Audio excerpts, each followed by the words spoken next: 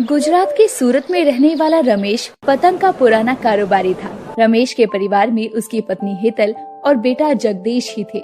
उनका ये छोटा सा परिवार पतंग के ही व्यवसाय से चला करता और वो लोग अपना जीवन बहुत सुखी से बिता रहे थे। जगदीश बेटा उठ जा, आज तेरी आखिरी परीक्षा है, स्कूल नहीं जाना है क्या तुझे? मम्मी उठ जाऊंगा, अभी तो बहुत टाइम है। देख बेटा, मैं नहीं चाहती कि तू भी पतंग का ही कारोबार करे, इसीलिए तुझे अपनी परीक्षा में पास होना होगा। मम्मी आप फिक्र मत करो, मैं परीक्षा में पास जरूर होऊंगा। हेतल और जगदीश बातें कर रहे थे कि तभी दूसरे कमरे से आवाज आती है। हेतल मेरे कपड़े भी निकाल दो, मुझे भी दुकान जाना है। हेतल वहीं से आवाज लगाती है, अभी आई जी। जगदीश तुम उठ जाओ, चलो मैं तुम्हारे पापा के कपड़े देकर आती हूँ। ठीक है मम्मी, उठ रहा हूँ। ऐसा बोलते ही हेतल तो वहाँ से चली जाती है और जगदीश अपने स्कूल के लिए तैयार हो जाता है। जी रमेश जी, बताइए क्या मांग रहे थे आप? अरे हेतल जल्दी से कपड़े दे दो, मुझे दुकान पर जाना है, देर हो रही है। अभी तो सिर्फ 7 बजे हैं, आपको इतनी जल्दी क्यों हो रही है? अरे तुम नहीं जानती, बाजार में कितना कंपटीशन है, टाइम से दुकान खोलूंगा तभी तो बिक्री होगी। अच्छा ठीक है, ये लीजिए आपके कपड़े। हेतल रमेश को कपड़े देकर वहाँ से चली जाती है और रमेश तैयार होकर दुकान के लिए निकलता है और जगदीश अपने एग्जाम के लिए। रमेश अपनी दुकान के पास पहुँचता है तो देखता है कि उसके सामने भी एक पतंग की दुकान लग चुकी है। उस दुकान को देखकर उसे बिल्कुल अच्छा नहीं लगता, क्योंकि वो जानता था कि दूसरी पतंग की दुकान खुलने से उसके कारोबार में फर्क तो पड़ेगा ही। तभी रमेश का एक दोस्त उसके पास आकर बोलता है, और रमेश भाई कैसे हो? मैं तो ठीक हूँ, तुम बताओ तुम कैसे हो? मैं भी ठीक हूँ। आपको पता है आपके सामने भी पतंग की ही दुकान खुली है। हाँ जानता हूँ, पर ये दुकान किसने खोली है?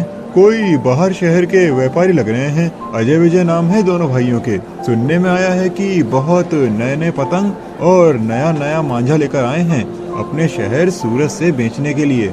अच्छा, ये तो अच्छी बात है कि सूरत में भी बाहर के पतंग वाले व्यापार करने आए हैं। रमेश भाई आपके कारोबार में तो इसका बहुत फर्क पड़ने वाला है। कैसा फर्क? सब अपने अपने नसीब का कमाते हैं, कोई किसी का नसीब नहीं चुरा सकता। ये बात तो सही बोल रहे हो तुम रमेश भाई। ऐसा बोलकर कमलेश तो वहाँ से चला जाता है, पर रमेश कमलेश की बातों से थोड़ा परेशान हो जाता है और पूरा दिन निकल जाता है। रमेश की 1-2 ही पतंग की बिक्री होती है और वो अपने घर आ जाता है। हेतल कहाँ हो? एक कप चाय ला दो, बहुत सर में दर्द हो रहा है। क्या हुआ जी, आज आप दुकान से बहुत जल्दी आ गए, परेशान लग रहे हैं, तबीयत तो ठीक है ना? क्या बताऊं, मेरी दुकान के सामने एक दुकान और खुल गई है और वो लोग नई पतंगे और नए तरीके का मांझा अपने शहर से यहाँ लाकर बेच रहे हैं। इस वजह से सारे ग्राहक उन्हीं की दुकान पर जाते हैं। अच्छा, आप परेशान मत होइए, भगवान पर भरोसा रखिए। आपका तो पुराना कारोबार है, ये आपसे बेहतर कैसे हो सकते हैं? आप तो सब जानते हैं। ये बात तो है।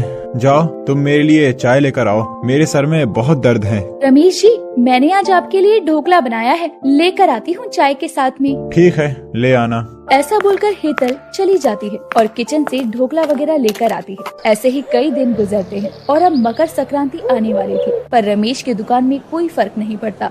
दूसरी तरफ अजय और विजय की दुकान पर हमेशा ही ग्राहकों की भीड़ लगी रहा करती और दोनों भाई बहुत लालची थे। भैया आज तो काफी ग्राहक खड़े हैं, आज हमारी बिक्री अच्छी होगी। सही बोल रहे हो छोटे, हम जल्दी से अपना सारा माल बेचकर अपने घर चले जाएंगे, शहर को छोड़कर। और क्या, वैसे भी नकली मांझा जब तक बिक रहा है सारा बेच दो, जब लोगों के हाथ कटेंगे तो लोग उसे नहीं लेंगे। ये तो तुम सही कह रहे हो, पर तुम फिक्र मत करो, मैंने कच्चे धागे से पतंग बंधवाए तो हैं, जल्दी जल्दी कटेंगी नहीं तो हमारी सारी पतंग बिक जाएंगी और हम जल्दी ही यहाँ से निकल पाएंगे। ये तो आपने बहुत अच्छा किया। ग्राहकों की भीड़ अजय और विजय की दुकान पर देखकर रमेश को बहुत बुरा लगता है। उसके जो पुराने ग्राहक होते हैं वो भी नए डिजाइन के रंगों के कलर देखकर उन्हीं की तरफ आकर्षित होते और रमेश अपनी दुकान बंद करके अपने घर चला जाता है। क्या हुआ रमेश जी, आप इतनी जल्दी आ गए? आज दुकान नहीं गए क्या? दुकान जाकर भी क्या करूं, कोई ग्राहक तो आता नहीं है।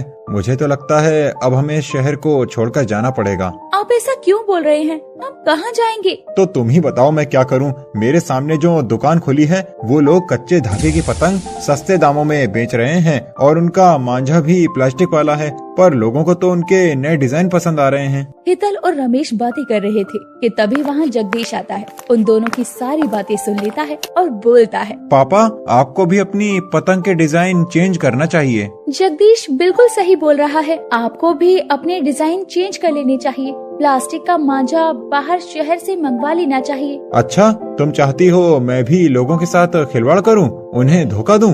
इसमें धोखे की क्या बात है? वो बिना बताए बेच रहे हैं, आप लोगों को बता देना। नहीं, मैं ऐसा नहीं कर सकता। मैं जैसा करता आया हूँ वैसा ही काम करूँगा। पापा वैसा ही काम करना है, पर आप अपने पतंग के डिजाइन बदल लो। तुम बताओ कैसे डिजाइन चेंज करूँ? पापा एक काम करो, आप अपनी पतंग पर किसी कार्टून कैरेक्टर के फोटो बनाओ, ये देखकर बच्चे आपकी पतंग की ओर आकर्षित होंगे। ये तो बहुत अच्छी तरकीब दी है। ठीक है, मैं आज ही कारखाने में जाकर बच्चों के लिए कार्टून वाली पतंग बनवाता हूँ। रमेश अपने कारखाने में जाकर बच्चों के लिए कार्टून वाली पतंगे तैयार करवाता है और फिर वो पतंगे लेकर अपनी दुकान पर जाता है और वो देखता है कि अजय विजय की दुकान पर लोग हंगामा कर रहे हैं क्योंकि उन्होंने नकली सामान बेचा था। फिर कुछ लोग उसकी दुकान में आग लगाकर उसे मार पीट कर वहाँ से भगा देते और उसकी दुकान बंद हो जाती है। दुकान पर कार्टून वाली पतंग देखकर बच्चे और सभी लोग अब रमेश की दुकान की तरफ आकर्षित होते हैं और रमेश की सारी पतंग बिक जाती है